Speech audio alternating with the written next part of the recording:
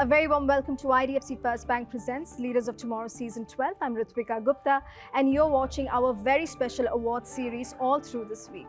Tonight we feature a very special conversation featuring two global entrepreneurs who took the road less traveled to build something big in India. One left Silicon Valley to shake things up in India and the other made Mexican food a mainstream favorite. Together they'll share why India is the ultimate playground for big ideas. In the first segment, we feature Bert Mueller, founder California Burrito, and Spencer Schneier, founder Commenda, in conversation with Sumiit Lakhutia. In the second segment, we bring you a panel discussion on powering the next wave of business growth. It's an interesting story. They have a very interesting story. So actually, Spencer, if we can start with you, and then Bert with you. Just a couple of lines. Just tell us your story, what Commenda does, and then, of course, what California Burrito does. It actually starts as a very normal story. I was working on a tech company in Palo Alto, California, with some friends.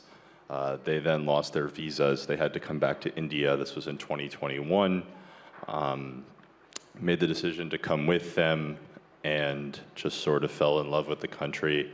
You could sort of say I never left, and discovered the problem that eventually became Commenda, which is that we had to incorporate a business in the United States from India. And then, yeah, like I said, just never left, and that was sort of the end of the story. Fantastic. So we'll hear more from you about that. But Bert, tell us your story, California Burrito here in India. Sure. So I had first moved to India in 2010, and as Dr. Velumani had mentioned, I found India to be an incredibly happening place. So I decided, as I was wrapping up my education, that I would move back to India, and business was to be the route. At that time, the U.S. economy actually wasn't doing so great. There was a recession going on, and India clearly had this tremendous energy and was going in a great direction. So moved here, started out with California Burrito, which is a Mexican QSR brand.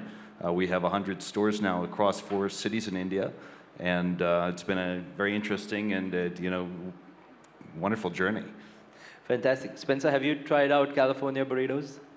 I'm absolutely certain everyone in the office is laughing right now back in Bangalore, because not only have I tried it, I probably order it almost every day. All right. Thank you. Loyal customer there, all right. But Spencer, when you moved from Palo Alto, Silicon Valley, and you moved to India, which is, okay, so Bengaluru is called India's Silicon Valley. But, of course, India is, as such, it's a rewarding market, but it's a tough market. What was, yes, because of fortune, your friends were moving here, but what was it that you came here and then you realized that, there is something here, let me stay on, let me do something here? What was the magic moment, the eureka moment? Yeah, I actually remember it perfectly. So I was riding in an Uber through the HSR layout, Kormangala neighborhoods, and I kind of looked around, and it was like, this feels exactly like I'm in Palo Alto. There's startups on every building, and combining that with just the unbelievable talent that I met on my first trip here, like founders that learned how to build drones on the internet, and storing data in DNA, and all of these just sort of extremely advanced technological companies, and that combined with the vibe and kind of the openness of Bangalore, it was just really cool. And not always the easiest market, but definitely one that's worth cracking. All right.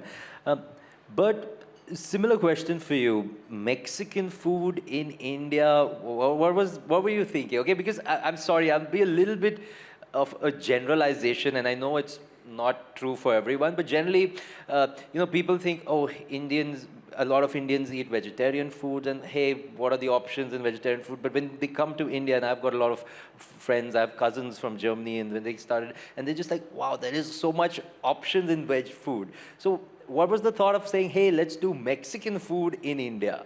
So when I had studied here, I lived with a family in Jaipur, and on our program, there was someone from Mexico, and she would cook food for the families, and Mexican food seemed to be the only outside food that people even liked. I remember I had brought some chocolate truffles from Switzerland or something, And I remember the next day I came in and people had cooked it up with the sugar and the milk.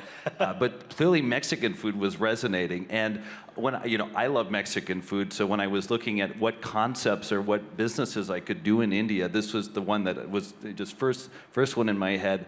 And as soon as I got back to the US and I started looking at Mexican restaurants, I noticed how many people were Indians at them.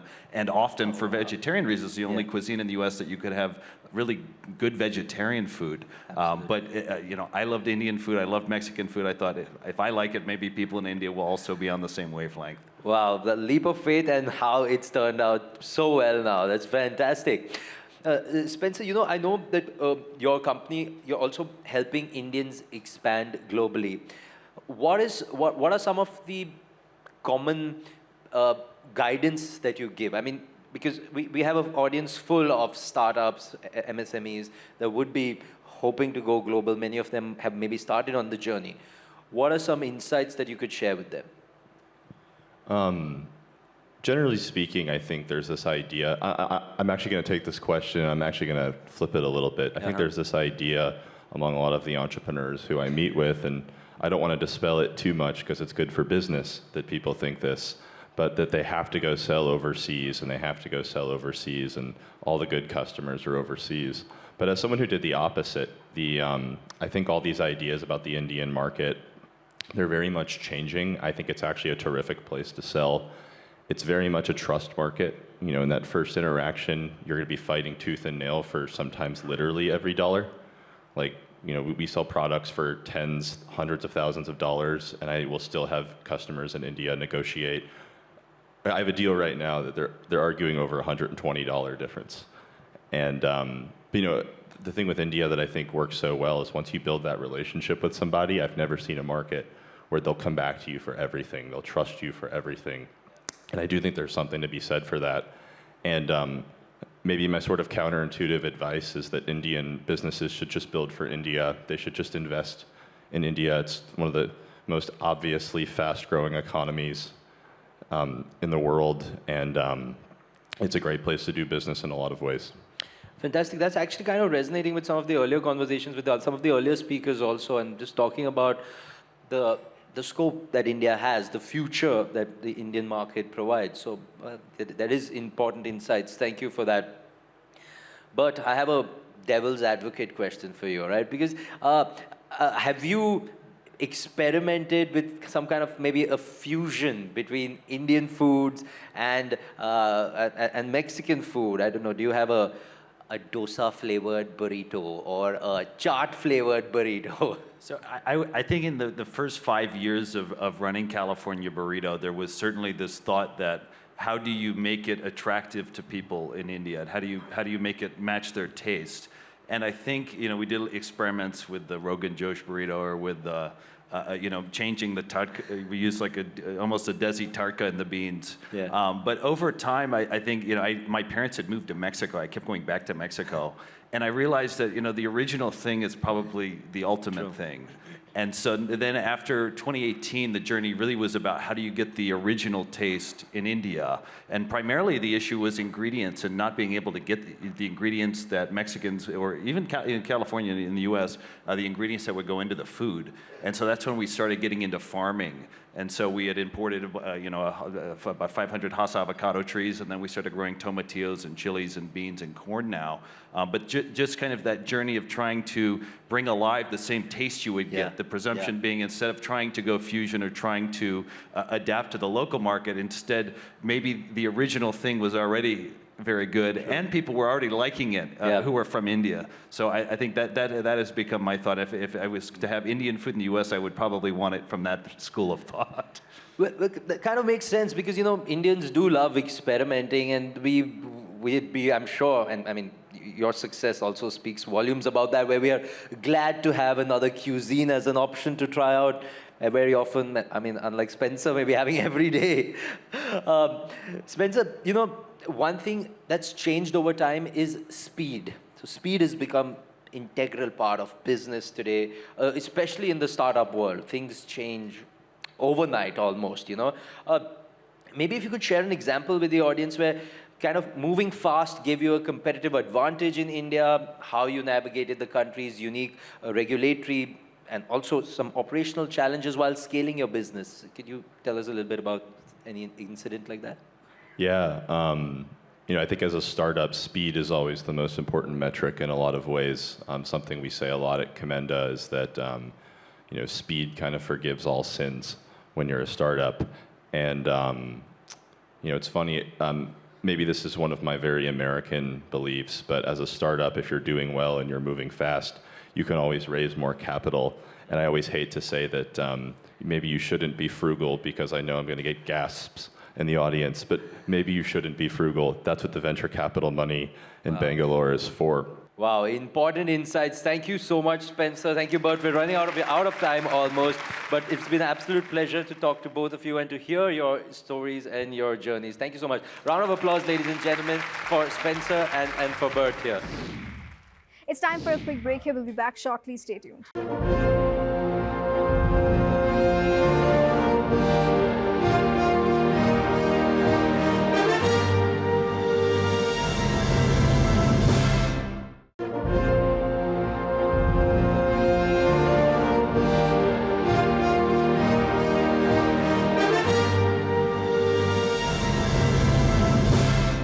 Welcome back. You're watching IDFC First Bank Presents Leaders of Tomorrow Season 12 Awards Edition.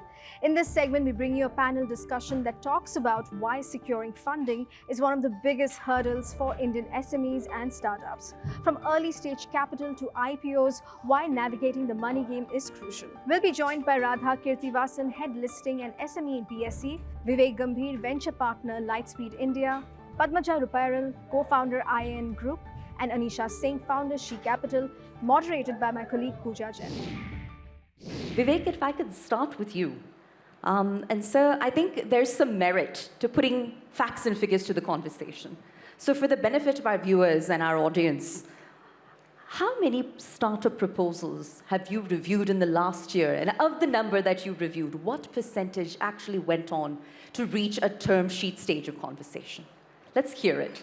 Fact from fiction, sir. If I look at the data for a company like Lightspeed, and we don't necessarily look in terms of proposals, what we look in terms of is, say, the number of founders that one is meeting every year. Fair enough. And typically, the firm would end up meeting about, say, 2,000 or so first founder conversations.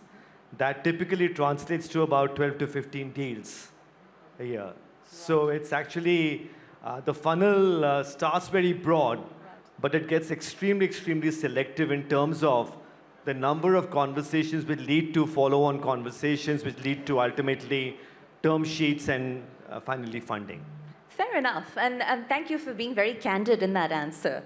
And of course, while we will get to the challenges that small businesses face, one of the challenge that all of us here on the panel face is you have that fiduciary duty of investing in those companies that have the most reasonable chance of success and sustainability. So I'd love to hear from the women on this panel as to which sectors you consider to be sunrise sectors, perhaps, and on which sectors has the sun finally set. I'll start with you, Radha. Basically, we see a lot of momentum in the solar industries. All right. Yeah. So that's the sector, and then FMCG products, and the IT-enabled units. All right. And I'll get your views as well. I think the way we think about it as each of the challenges is actually an opportunity, right? So if you look at demonetization, look what it created. It created the paytech companies like Paytm and PhonePe and the rest of it, right? If you look at COVID, healthcare completely changed the way we were looking at this country, right? A lot of DIY medical devices started to become center of our life. How many of us had actually even thought about that it would happen? If you look at the current geopolitical challenge, I think it's driving India to become self-dependent on many of the sectors, be it in defense, be it in infrastructure, etc. So I think the way we look at it is look at opportunities and make those are our emerging sectors. So in our group, which is IAN group, we have an angel investor group, we have a couple of VC funds, etc. We invest from literally 50 lakhs to 50 crores on the platform. I think we are looking at non-rare earth material products. We are looking at healthcare and biotech. We are also looking at cyber security. We are looking at drones and space, but we are also looking at D2C and consumer tech, etc. So I think the opportunities really sectorally are emerging, and they will keep evolving as each industry grows, like the software services industry, which is the first startup industry of the country. Sure. I think that today is not an early stage investment for us. Fair enough. And I'll give it to you, Anisha, for your views. You know, I went to the US to study.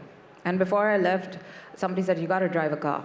And then I had friends who told me, well, if you can drive in India, you can drive anywhere. Sure. And I think that's kind of what it is with startups. I think if you can start up in India, you pretty much can start up anywhere. The reason being, there are so many things being hurled at you, a lot of which you talked about recently, that startup founders in India have become agile to an extreme speed. And I'll give you an example of this. We invest, 50% of our portco is consumer. The rest is what we call just cool, interesting tech. We'll dabble in anything, healthcare, sports tech, everything. But consumer companies, up until 4 years ago, hadn't heard of this model or, dealt with quick commerce. That has taken it and broken the mold. Indian founders have suddenly had to deal with 10-minute delivery, 8-minute delivery. And I'm not talking just food. I'm talking pretty much everybody across the board. We've got a homeware brand called Elementary, which, why would anybody need Emergency cake clothing dish and a fruit bowl in 8 minutes? But turns out that they are doing phenomenal business on quick commerce. So the Indian consumer is changing, and the tastes are changing. And I realize this too, because when I'm back in the US now, once you hear, oh God, it's going to be 4 hours before it's delivered, I realize how we're changing as consumers too, right?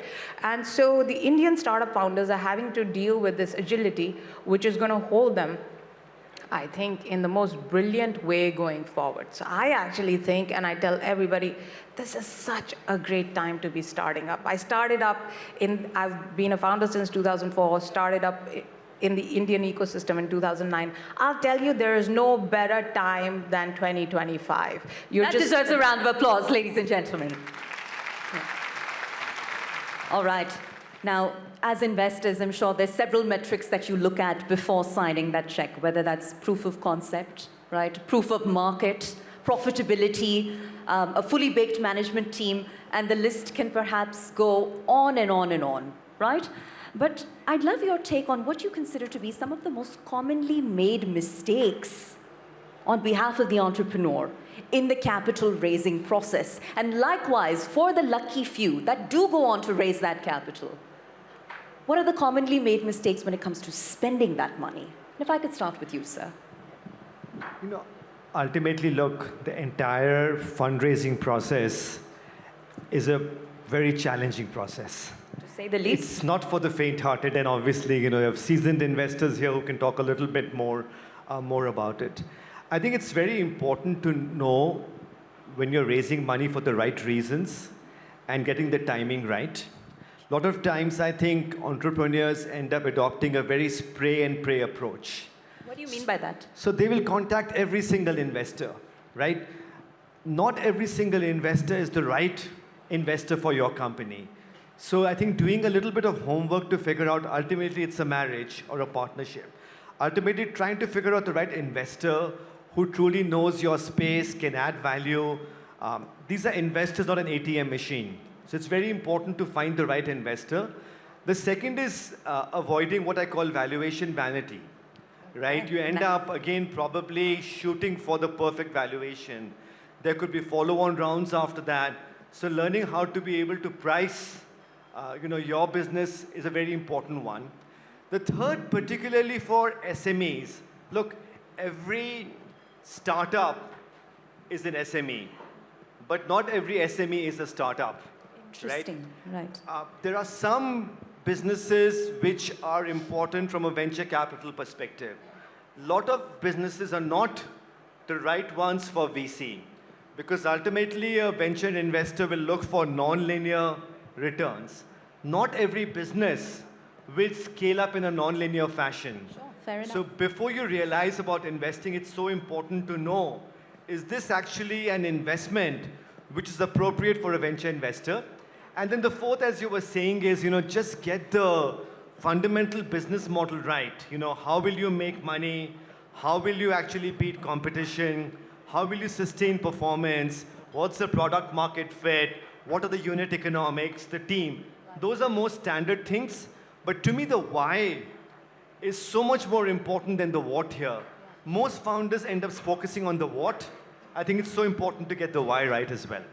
Brilliant advice here, really brilliant and free of cost, really. And, I want to build on a point that we just heard the panel allude to, which is about SMEs, all right? Because the BSC obviously offers an SME exchange platform. So SMEs now have the avenue to raise capital via the capital markets. And the overarching benefit there is, of course, the business isn't burdened by debt. But walk us through some of the finer nuances in terms of the challenges, whether with respect to cost, whether with respect to compliances, or regulatory complexities. See, I would start with telling there are around 6 crore MSMEs that has been registered on the Udyam portal. But if you see the listed entities, both exchanges put together, it's not even 0.01%. So what is it that holds them back in listing, Right. Basically, I feel it's a misconception or lack of awareness. Every SME company that we fear, that we start talking with, feel that it's too much of a hurdle, it's too much of disclosures is required. I cannot go that path. And one more important thing is I lose entire control of mine.